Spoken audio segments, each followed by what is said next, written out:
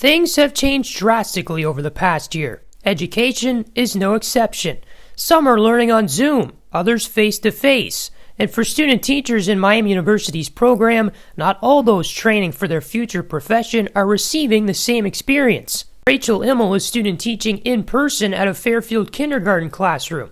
She considers herself fortunate to be face-to-face with her students every day. Luckily, I am completely in person, but I know my friends who are doing it virtually are struggling, and it's just not the same. Like, they don't get to see the kids. Katie Townsend student teaches third grade on Zoom in the Edgewood School District.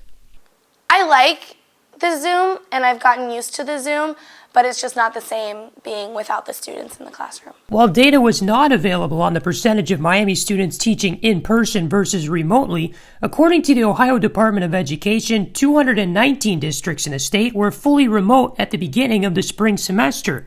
239 were in person all 5 days. 169 were hybrid, or a mix of both online and in-person elements. With two contrasting ways to approach their training, are all students getting an equal amount of experience?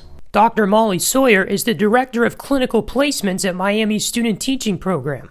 They're getting a teaching experience. And the reality is no teaching experience, even if everyone was face-to-face, student teaching experiences weren't the same. Do her students feel that way? They don't prepare you for Zoom. They don't tell you really how to engage the kids, what to do. Post-COVID, Sawyer says, remote teaching may continue in some form or way. That makes Townsend look at her online exposure differently. I think it has helped now that I think about myself in an in-person environment.